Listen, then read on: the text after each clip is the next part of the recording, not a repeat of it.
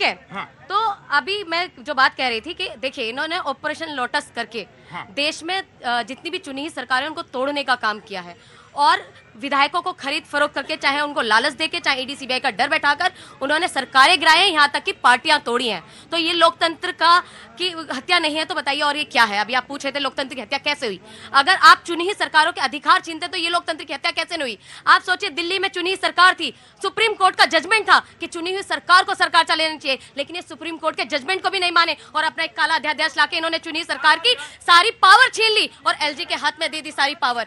तो ये लोकतंत्र की हत्या नहीं है तो क्या है? मैं यहाँ पर खुलेआम कह रही हूँ कि ये लोकतंत्र की हत्या करते हैं, ये संविधान को नहीं मानते हैं और ये तोड़ फोड़ की राजनीति करते हैं, तानाशाही से और गुंडागर्दी से सरकार चलाना चाहते हैं। ये देखिए, जहाँ जहाँ इन राज्यों में इनकी सरकारें नहीं है, उनकी सरकारों को अपनी राज्यपालों से तंग करके काम नहीं करने देते हैं, सारी सरकारों को तंग करते हैं। और मैं आपको बात बताऊं, अभी आप कह रहे थे कि डिबेट होनी चाहिए, वाकई में मुद्दों पर डिबेट होनी चाहिए, महंगाई पे डिबेट होनी चाहिए, जहां आज जनता महंगाई से त्रस्त है, जहां जो गरीब इंसान मरता गरीब गरीब होता जा रहा है और अमीर अमीर होता चला जा रहा है। आज डिबेट होनी चाहिए बेरोजगारी पर, जहां हमारा युवा बेरोजगार घूम रहा है और जो बेचारा पढ़ लिख कर अगर थोड़ी बहुत तैयारी कर रहा है, मेहनत कर रहा है, अपनी जमा पूंजी करके माँ बाप उससे पैसा लगा रहे हैं, वहां पर सारे एग्जाम फेल हो जाते हैं, तो वहां पर डिबेट।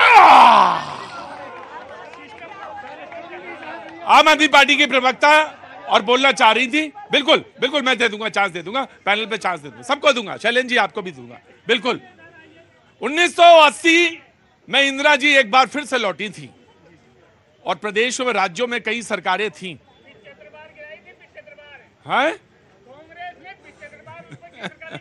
मुझे मालूम है, लेकिन मैं उसका जिक्र नहीं करूंगा, मैं जिक्र नहीं करूंगा। जिक्र जिक्र नहीं होना चाहिए, उसका जिक्र होगा भी नहीं। यकीनन हम प्रेजेंट में मौजूद रहेंगे।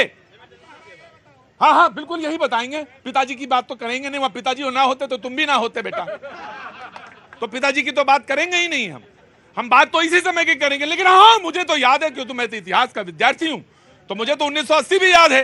और जब सरकारें बनी, उसके बाद जब सरकार बन के आई, तो फिर कितनी राज्यों में क्या सरकारें क्या स्थिति, वो भी मुझे मालूम है, मैं भूला कुछ नहीं हूं जी।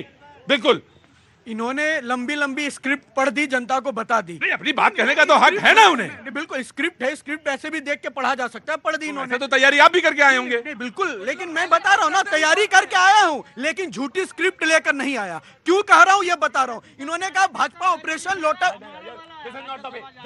चाचा जी, हरियाणा में इलेक्शन है, टिकट लीजिए, वहां लड़िए चुनाव, यहाँ डिस्टर्ब मत कीजिए, ठीक है।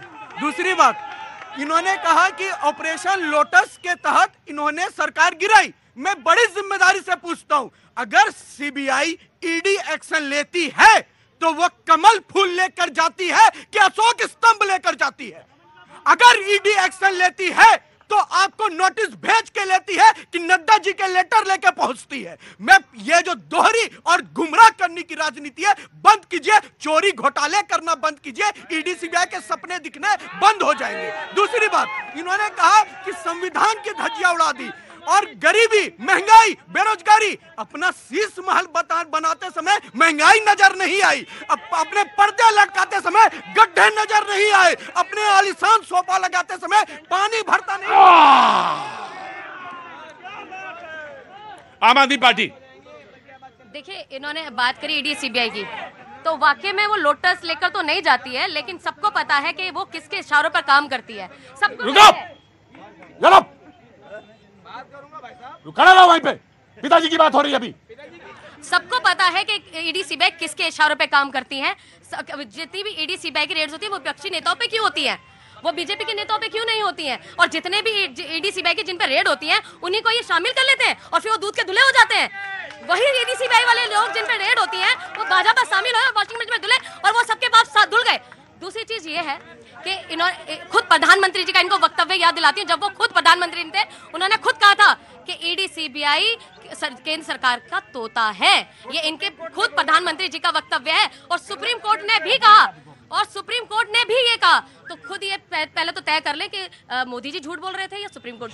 जी सुप्रीम कोर्ट ने पहले बोला। जी सुप्रीम कोर्ट ने पहले बोला था और आप पढ़ के आया करिए, आप बार बार यही चीज करते हैं। दूसरी बात, ये 10 साल का सारी जनता, अरे आप पढ़ के आया करिए, आप पढ़ के आया करिए, आप प्रवक्ता हो, प्रवक्ता हो आम आदमी पार्टी का भाई। भैया इधर आ जाओ, पढ़ के आया करिए, महिला प्रवक्ता हो आप, ऐसे मत बोला करो, प्रवक्ता है। दूसरी बात, अगर आप नहीं कोई बात नहीं, अरे कोई बात नहीं, अगर आप 10 साल का लेखा जोखा मांग रहा है मोदी सरकार से, तो मैं भी आम आदमी पार्टी की सरकार से मांग रहा हूं। यहाँ पे पिछले 7 सालों से वृद्धा पेंशन बंद है दिल्ली में, क्यों नहीं दे रही है सरकार? दिल्ली में आपकी है। बिजली का बिल आपने बढ़ा दिया, क्यों बढ़ाया? ये पूरा कचरा फैला हुआ है। जिस पार्टी का झाड़ू निशान है वो पूरे दिल्ली को कचरों का ढेर बना दिया है। पहले आप बोला करते थे हमारे पास एमसीडी नहीं है, 2 साल हो गए एमसीडी आए हुए, न वो कचरे का पहाड़ डाउन हुआ, न अब 2 महीनों के बाद वो पोल्यूशन की समस्या आ जाएगी। आप बताइए आपने क्या उस पर एक्शन लिया है? पानी में पूरी दिल्ली जलमग्न हो जाती है, आप कहते हो कि हम नहीं कुछ कर सकते। एलजी साहब ने नाला नहीं साफ कराया, तो फिर आप बैठे क्यों हो यहाँ? राइट, वो क्योंकि चुना गया है इन्हें, इसलिए बैठे। जी देखिए, भारतीय जनता पार्टी की मैंने बताया था 3 बीमारियां हैं, झूठ, भ्रष्टाचारी और बेईमानी। वो इस तरीके से अभी इन्होंने क्या कहा आकर के कि सुप्रीम कोर्ट ने कहा तोता है और दुनिया भर की तमाम चीजें। तो अभी सेबी चीफ के ऊपर जो आरोप लगे थे, ना ईडी, ना सीबीआई, ना इनकम टैक्स, कोई नहीं जा रही जाकर के पूछे कि अडानी के साथ क्या रिश्ता है, लगाना चाहिए था ना जाकर के, क्यों नहीं जा रही है, कौन सा दबाव है? ये सब जानते हैं कि किसके इशारे पे कौन काम कर रहा है। और ज्यादा वक्त नहीं रह गया है, जिस दिन सत्ता का परिवर्तन होगा, ज्यादा 4 राज्य के चुनाव हो जाएं, उसके बाद भारतीय जनता पार्टी की सरकार गिरेगी। और इंडिया सरकार को जिन्होंने कहा था सांप नेवला, माननीय गृह मंत्री जी ने इंडिया अलायंस को सांप नेवला बिच्छू कुत्ता बिल्ली सब कुछ बोल दिया था, वो स्टेटमेंट ये भूल गए। जी आगे शैलेंद्र जी आगे आ जाइए। शैलेंद्र जी पैनल के मैं हमें बोल देंगे, तो आपको तो टिकट ही दिलवा रहे ना हरियाणा में। जी प्रतीक जी, विषय था एक सबसे पुरानी पार्टी के राष्ट्रीय अध्यक्ष के द्वारा ऐसा वक्तव्य देना, तुलना करनी, इसके 2 भाग में बड़ा ध्यान करने की आवश्यकता है। पहला, सांप से तुलना की, और जो उसका विष, तो जो विशेषज्ञ हैं जानवरों के, वो इस बात को प्रमाणित कर देंगे कि सांप हमेशा डसता है, अपनी सुरक्षा में डसता है, अपने आप किसी पे आक्रमण नहीं करता है। तो पहले तो तुलना करना ठीक समझ लीजिए, पहला। दूसरा, आप तुलना कर रहे हैं देश की आज के समय में सबसे बड़ी पार्टी की और सबसे पुरानी पार्टी। सोचिए आप, जो क्या लोकतंत्र को दिशा देने वाले 23 करोड़ लोग जो समर्थन देते हैं 2019 में, क्या वो सांप की मानसिकता वाले लोग हैं? 2024 में 23 करोड़ से ज्यादा लोग जो समर्थन देते हैं, क्या वो सांप की मानसिकता वाले लोग हैं? अरे आपको शर्म आनी चाहिए, आप क्या कहना चाह रहे हैं? और फिर कहते हैं कि समाज में कौन बांटता है।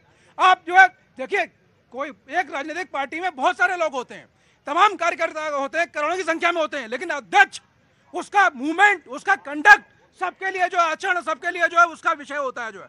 तो कांग्रेस क्या समर्थन देना चाह रही है, क्या संदेश देना चाह रही है, ये इंपॉर्टेंट करने वाली है, पहली बात। दूसरा, आरक्षण की बड़ी बात कर रहे हैं ये लोग। दूसरा, इन्होंने अभी बात की जो सेबी की। अरे बेसिक में बता दूं, ईडी जो है भैया किसी के ऊपर रेड या कार्रवाई तब करती है जब प्रथम दृष्टया कोई एजेंसी शिकायत लेके जाती है। ईडी अपनी मर्जी से कभी किसी के घर नहीं जाती भाई, आप थोड़ा सीखिए, आपको इतनी समझ नहीं है। राइट